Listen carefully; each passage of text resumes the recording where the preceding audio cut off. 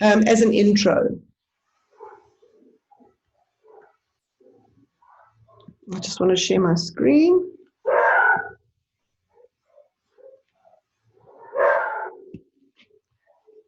Look there, I'm busy with the certificate. Where's my screen?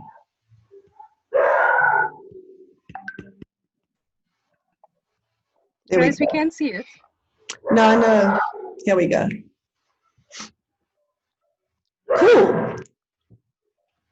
So this is the structure for today. Oops.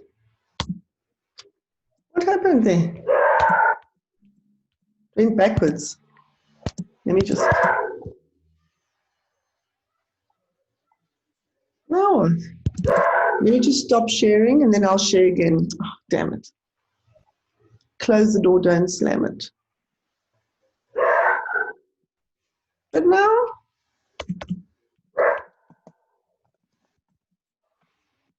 sorry.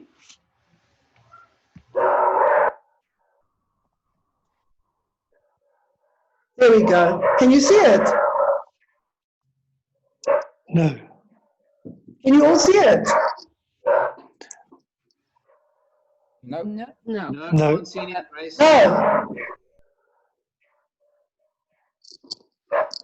There we go. It's back. There are my dogs again. Any dog trainers out there? Okay, so over the last few days, we've been having workshops on protocol and on scheduling. Corné and Jessica took us through the scheduling, how you're going to look at your revised menus, how you're going to schedule people differently. Corné also spoke about the importance of multi-skilling so that you have a real lean and efficient team. And that's going to be a huge focus for us. It really, really is going to be a big focus because we all know we're not going to go back and have instant full house. We also don't even know how many people the government are going to allow us. So we wanted to keep the theme very tight for today, and it's around fewer people doing more. And then we're going to cover reducing labor costs, some of the options, because there's many ways to do it. I don't know about all of you, but we think day and night about how we reduce labor costs with putting as few people as possible on the streets. You know, we really don't want to be responsible to add to unemployment, and we need to keep our businesses alive. It's such a fine line. Then I will cover a little bit on how you brief the team. We have to remember they've been gone for a very long time. There's lots of planning that you should do. You really must take time to plan the people side. And then Fuzz is going to talk about getting the actual people back on their feet because they're also going to arrive with all sorts of experiences, and they've also lost money or they've had to borrow money. So we have to think about both the work that has to be done and the people.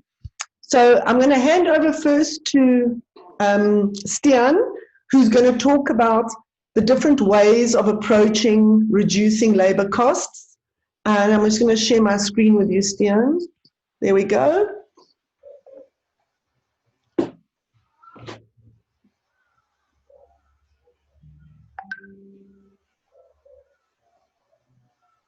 Cool, have you got it?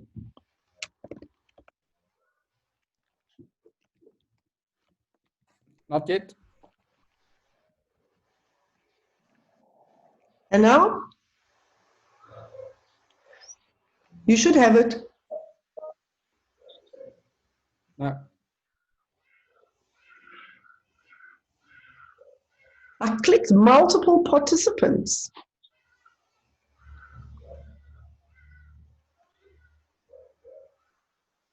Okay.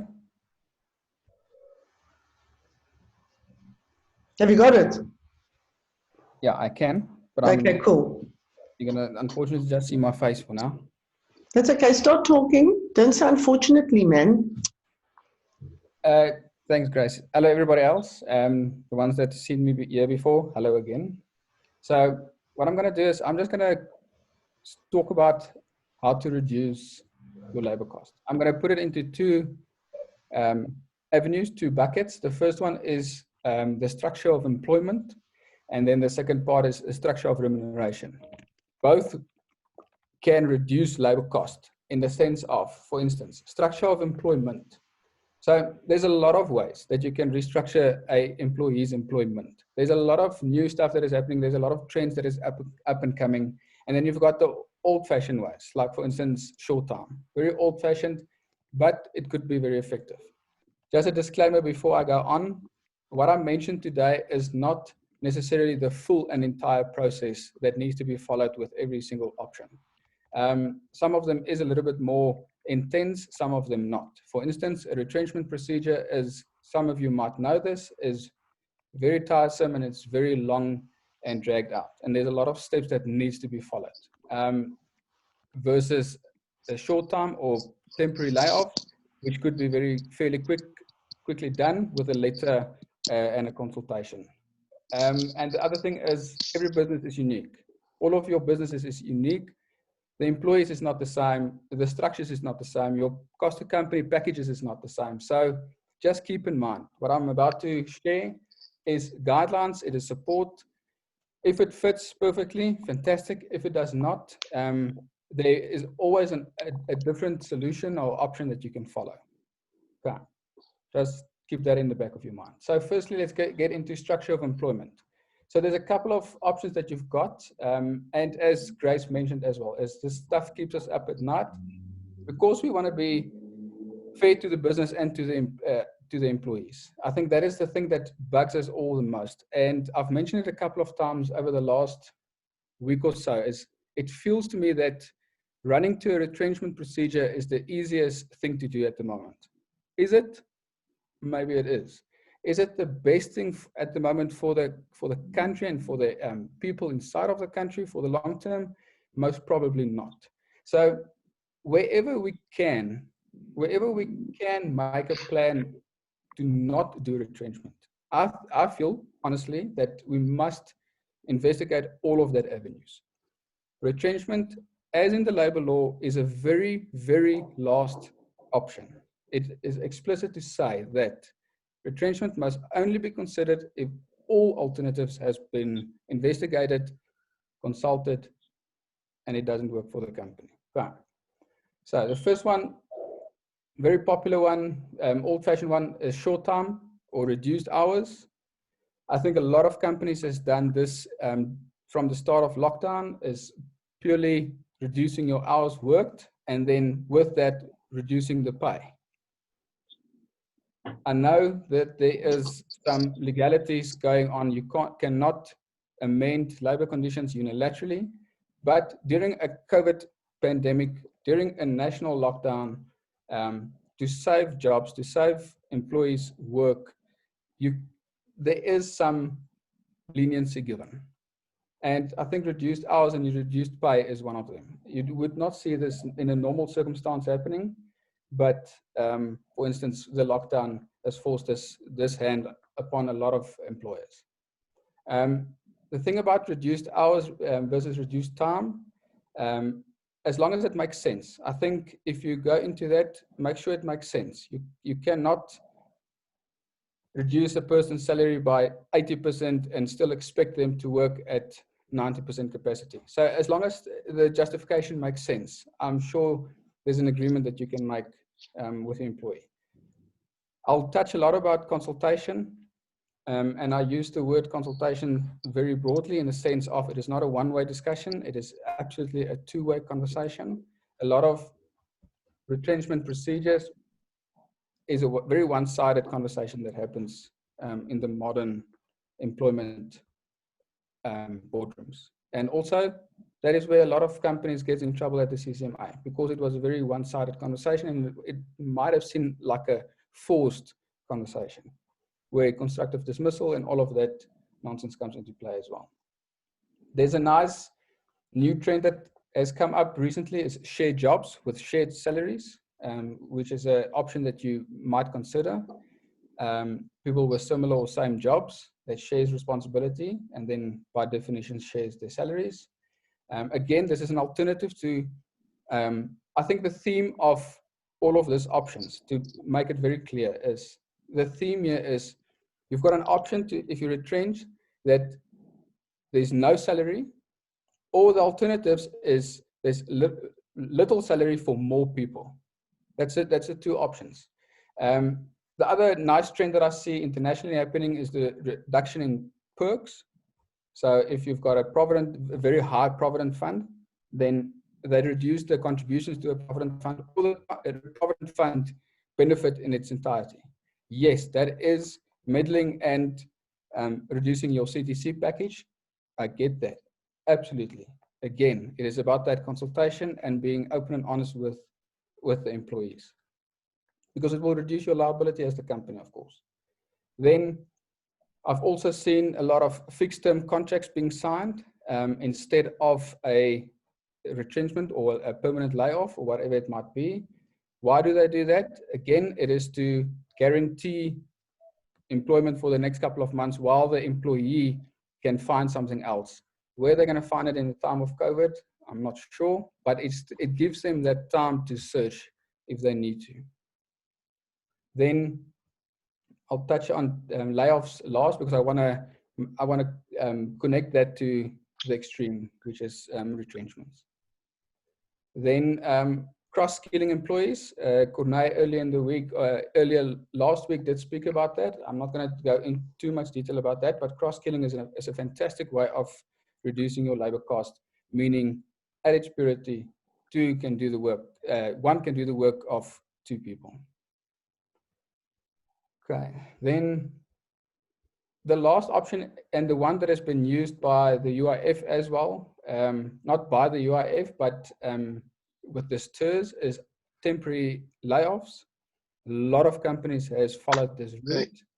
So temporary layoff is what it says. It is a temporary layoff from your responsibilities. Basically, the company do not need your services or your function for a temporary period. Very important. What is temporary mean? Again, it can be for a month, it can be 2 months, it can be 3 months, 5, 6 months. The moment that role, or the no need for that role, changes from temporary to permanent, then the role has become redundant. And by definition, then you must start considering retrenchment. If that role is not needed, absolutely no more. There's no alternative. You can't tweak it a bit. The guy can't be skilled. You can't reduce these hours. The work is literally just not there anymore. Then the temporary layoff becomes a permanent layoff, and then by definition, you need to start with your retrenchment procedures. I just want to mention before I go to retrenchments is, I'm not going to go into too much detail of retrenchment, because it is an extremely intricate, systematic, step-by-step process.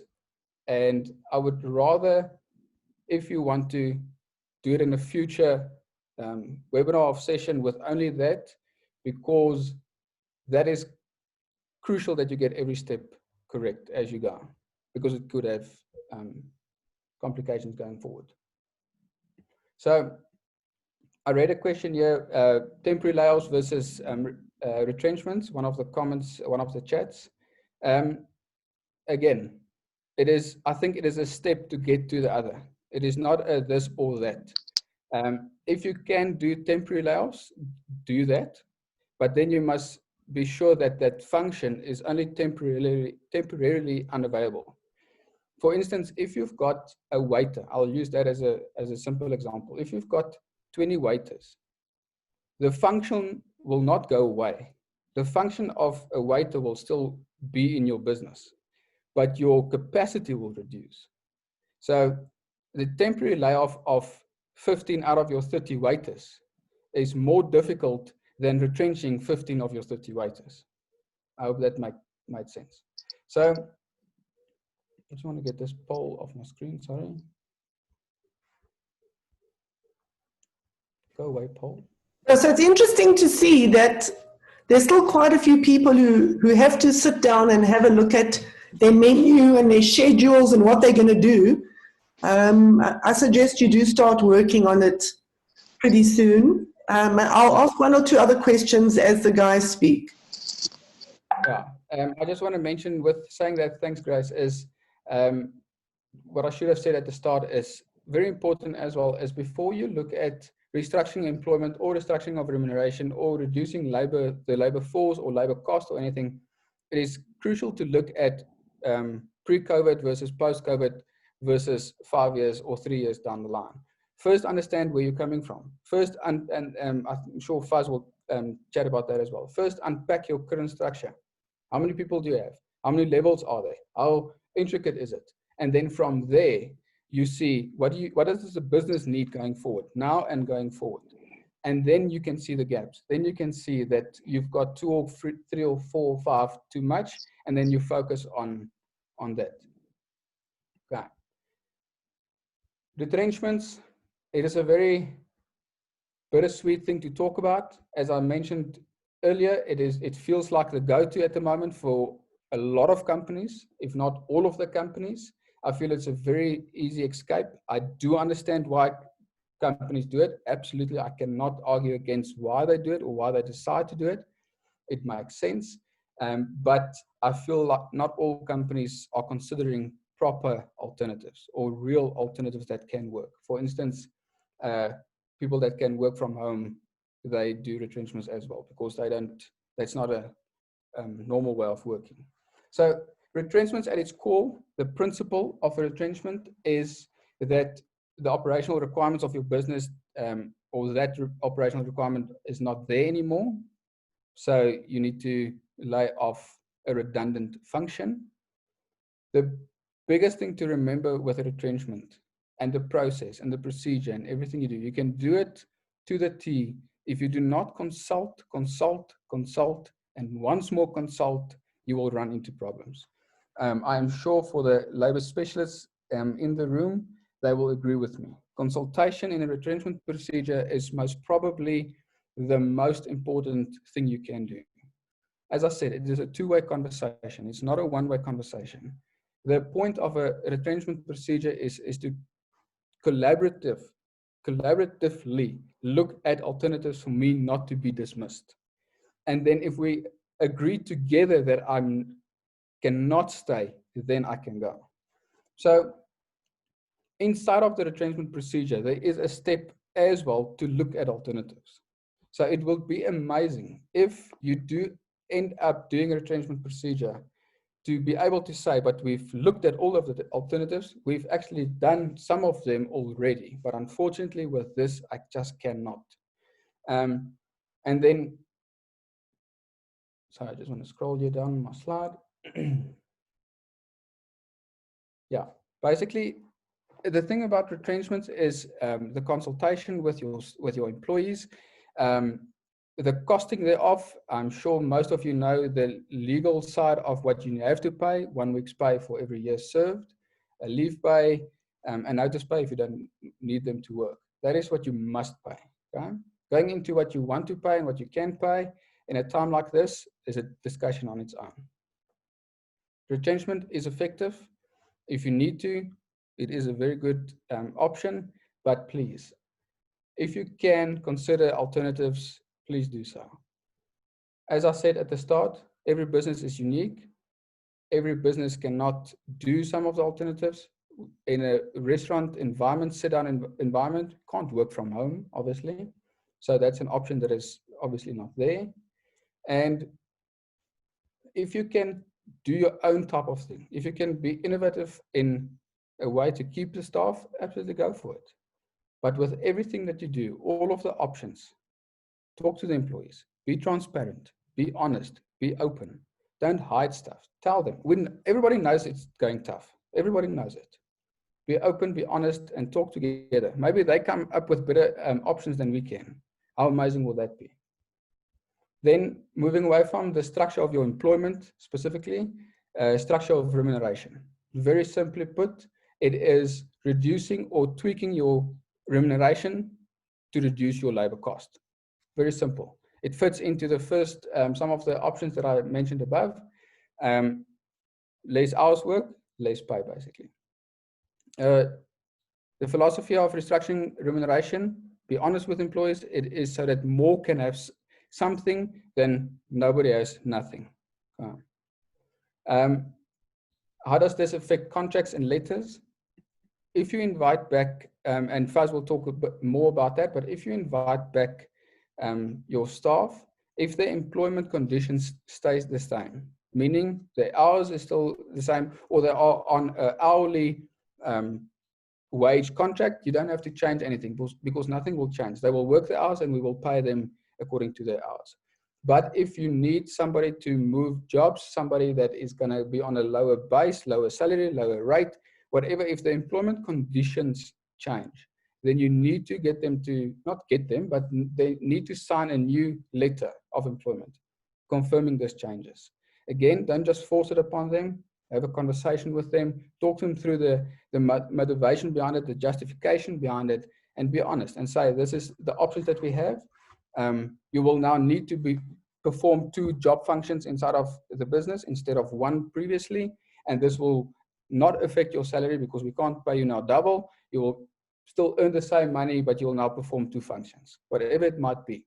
If the function and job employment conditions change, just let them sign a letter to confirm that, to cover both them and yourself. Grace, I think from restructure of employment and remuneration, I think for now that's it.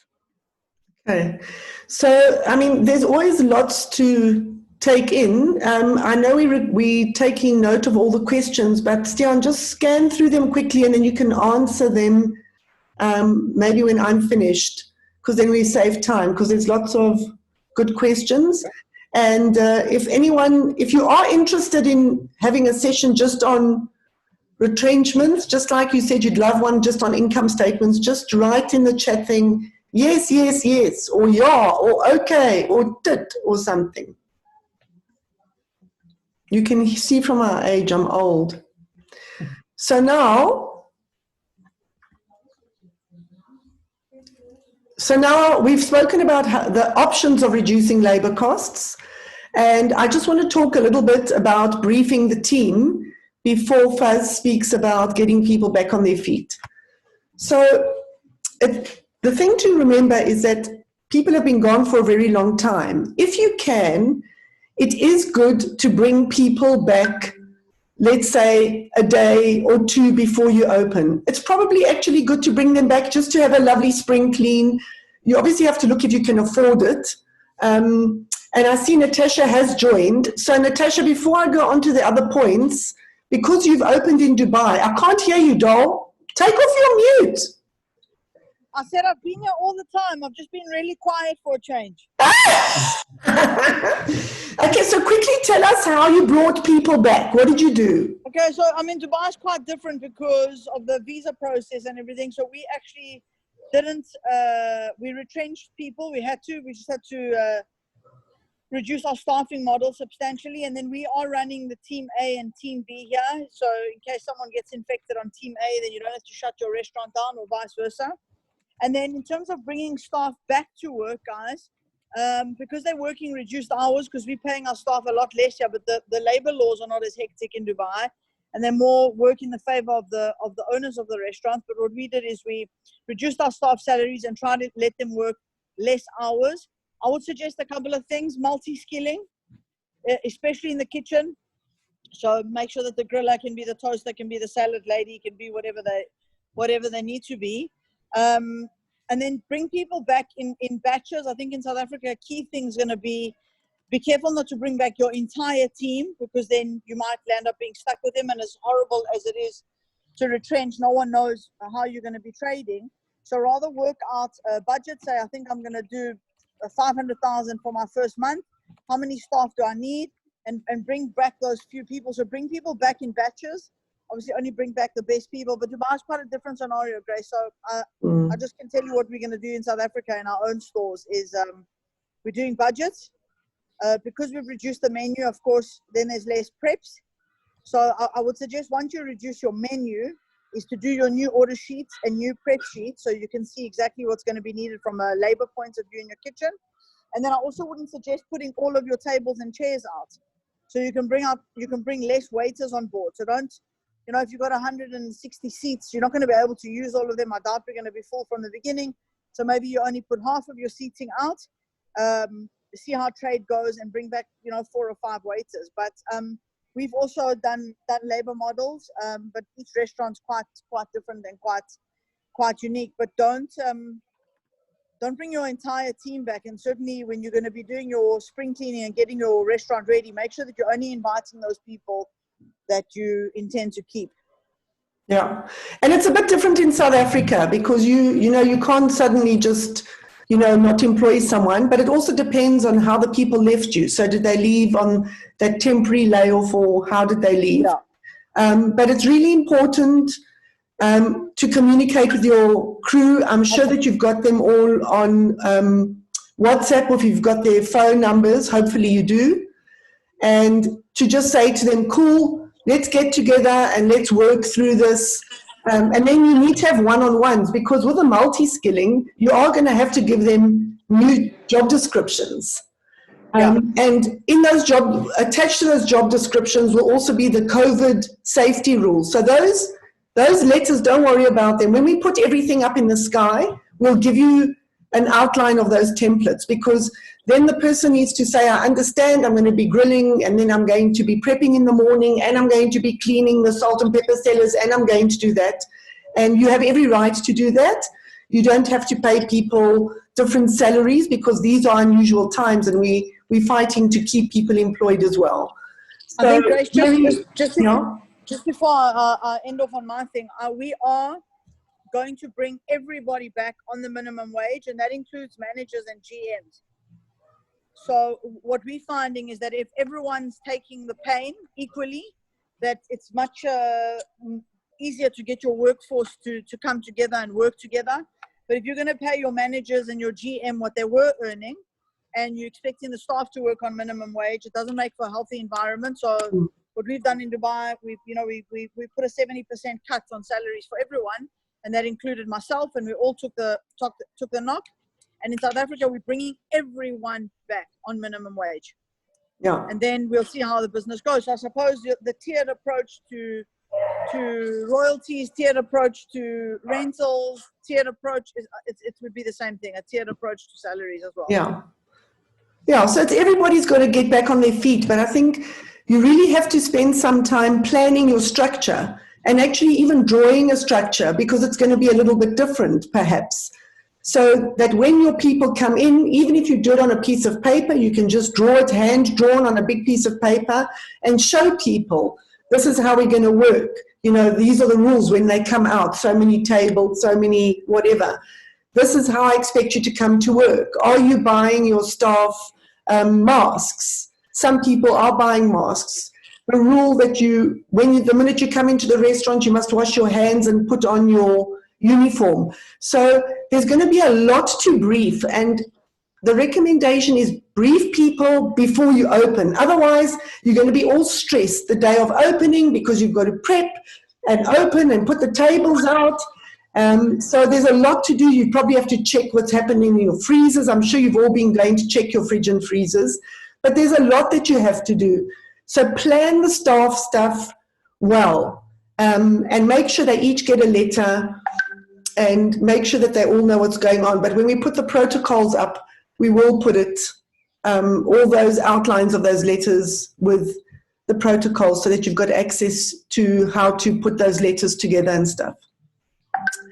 Okay, so getting people back on their feet. We've been doing quite a lot of work just to have a look at how do we ask people how they are and just check up on them without trying to be counselors, because we aren't counselors.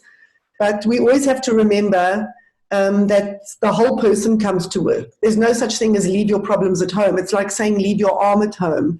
So it's really important to give people a space to communicate and to work through stuff, and for them to have a clear brief about what you expect from them. It's not about either or. It's not about either I'm soft and cutie, or I'm tough and I tell you what to do.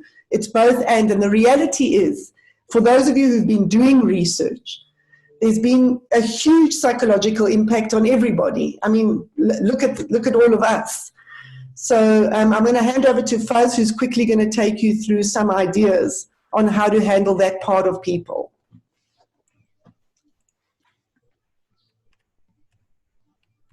Hi everyone, I'm Fuzz, for those who don't know me. Thank you so much for taking the time to hear us out today. I would just like to share with you guys how to get our people back on their feet. I think it's understandable that what we're experiencing now is a first, especially for our crew. I think it was quite an impactful reaction. Most of us had to play with the idea of how to live differently. I think with our crew, because the basic necessities weren't provided, it comes with a different set of psychological impacts, so your mental and emotional trauma. I think when they do return to our stores, we're going to have to deal with many experiences and challenges that are surrounded by their mental and emotional trauma. Well, I am not expecting, and I don't think any of us are expecting, to be qualified in reacting a certain way to certain responses. I think it's very important for us to unpack and research and explore our options through qualified, experienced people that can support us in these challenges. However, we have to identify small little issues that will arise and how to support our crew in the reaction. I think the most important thing for us to do as franchisees and management is to create as much structure and actually a little bit more predictability as you can. And this will obviously be done by being as transparent and as available as possible. A few common behaviors that we've researched that will start emerging is financial.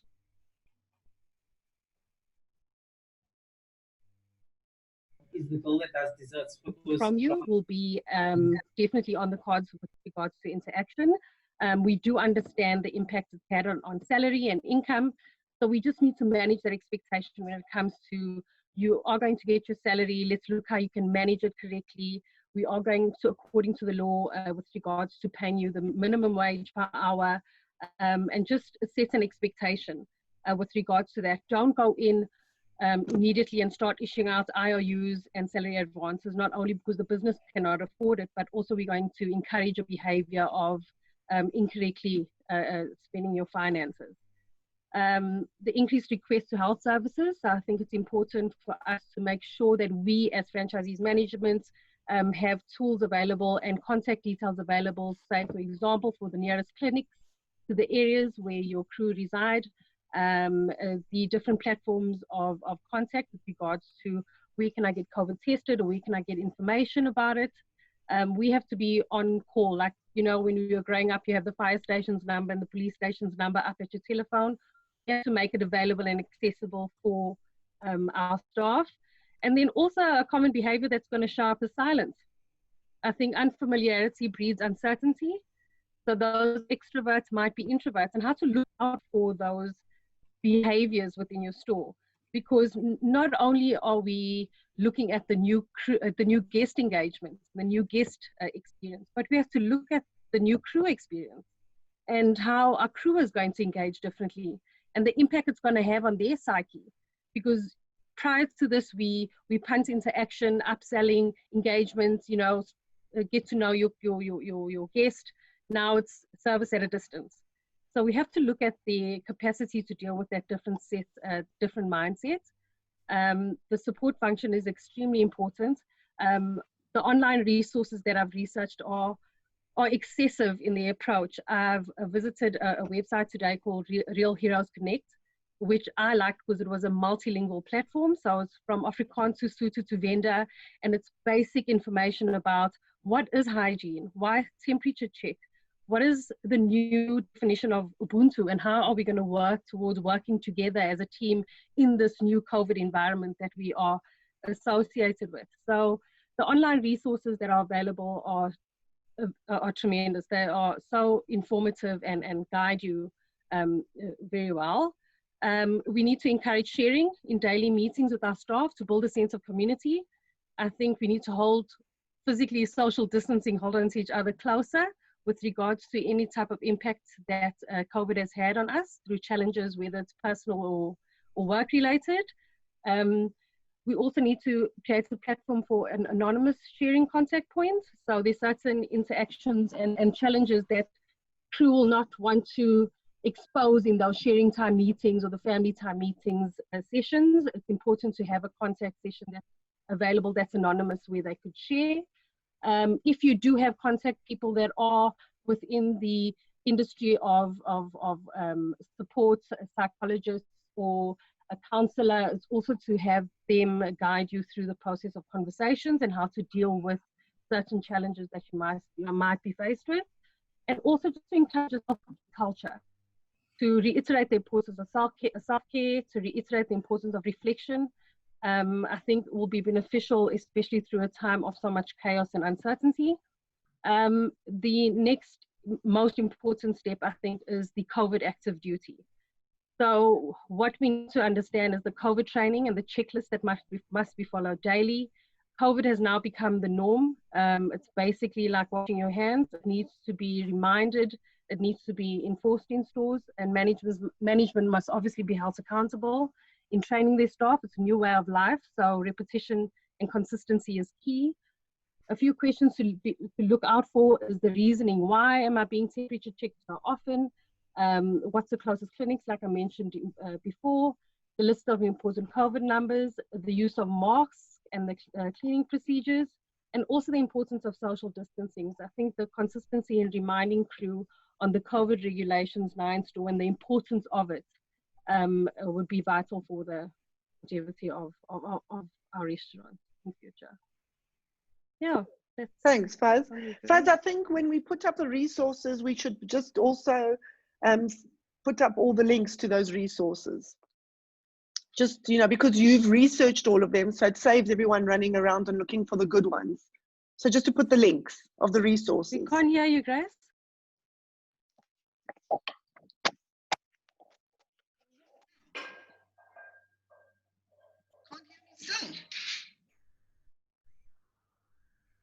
It's good now? Can you hear me now? No? I can. Hello? Hello? Yeah. Oh. I don't know what went wrong. There you go. And now? Hello? Hello? Yeah. Hello? Yeah. Yeah. Yes. Okay. Yes. Something went wrong with my AirPods. What I'm saying, Fuzz, is because you've researched some of the more credible sites with advice, when we put up the letters and things, add those links.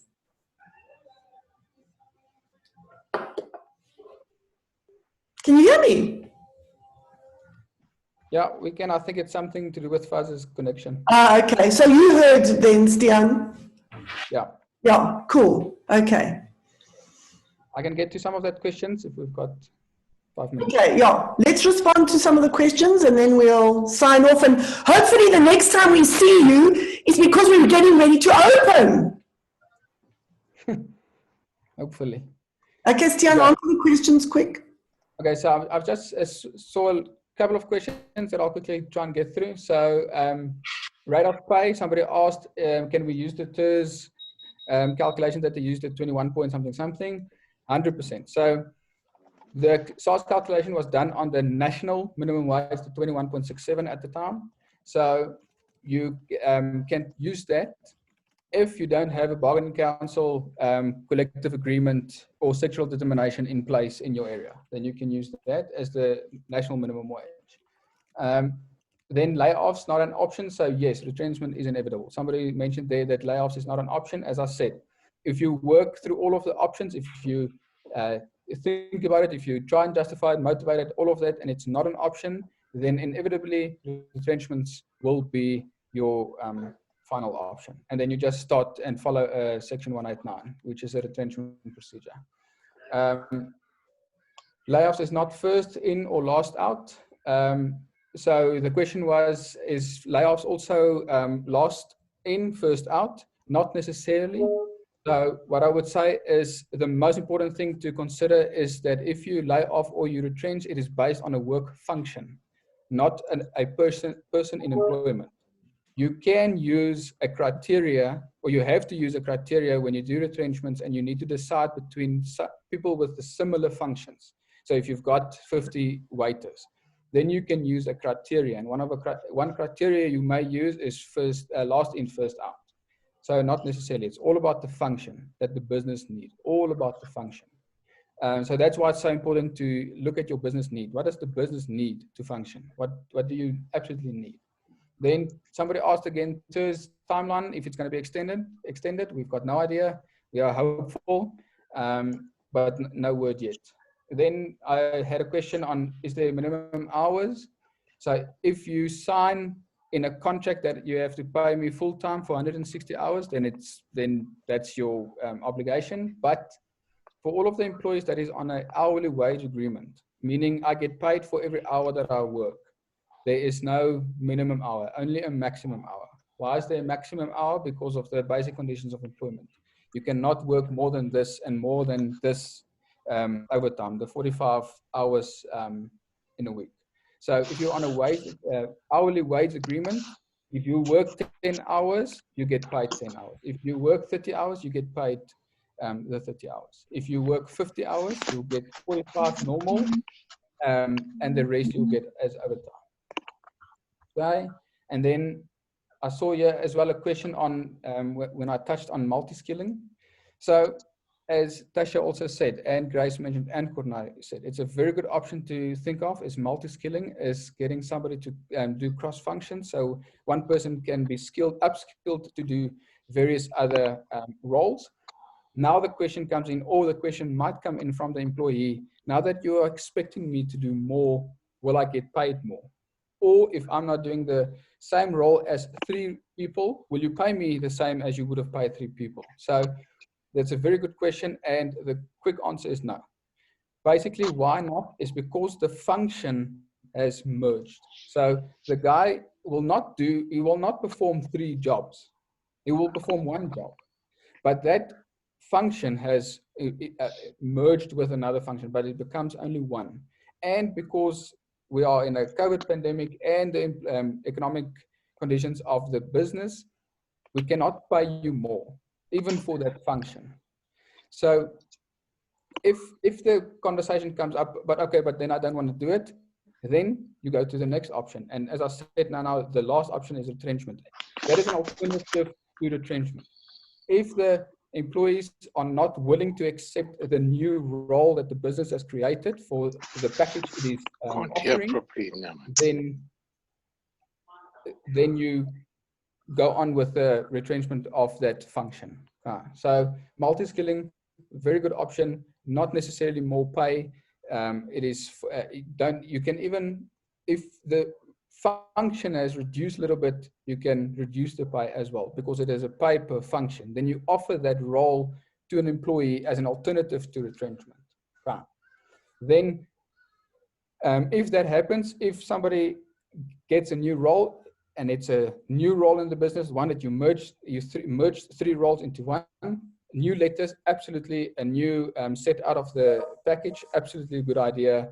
And just put it on a nice letter with a job description, what is now expected of you, and they accept it as if they're accepting a new role, as if they a new guy coming into the company and accepting a brand new, spanking new position. Cool. Thanks, Dan. So let's see what happens this week. As we all were hearing rumors, they say they may speak to us on Wednesday.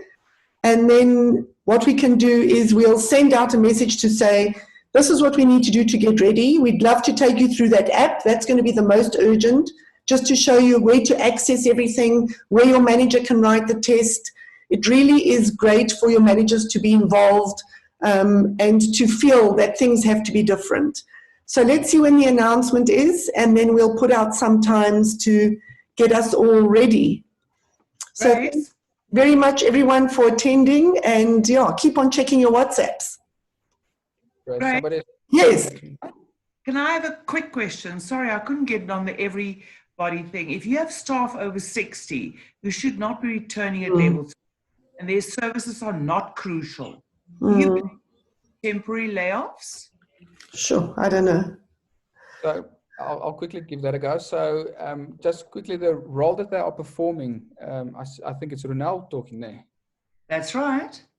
Ronald, the employees or employee that you're talking about, the function that they are providing, can it be done from work, from home, sorry?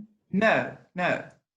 Okay, so option that you can do for that is you can do a temporary layoff, but again, I'm going to start asking you for how long. How long is temporary? Is it till COVID is done?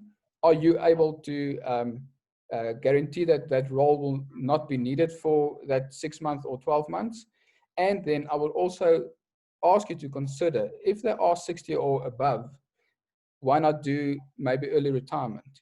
That's also an option if all of the provident fund and all that stuff is in place. Again, the business is so unique. So that's another option you can do with older employees. You can always look at doing early retirement or then a reduced hours after the temporary layoff. But the difficult thing with an older employee now and temporary layoffs is it's coming back to how long is temporary layoff, because how long will COVID be with us? It's going to definitely be for the next 12 to 18 to 24 months. Yes. So if you're going to connect the temporary to COVID, I don't think that might not be the best idea, but there's other options. Okay, I understand. Cool. Thanks very much. Thanks, everybody. And Fussbait for fun announcements. Take care. Lots of love. Ciao. I got to go to the shops quickly.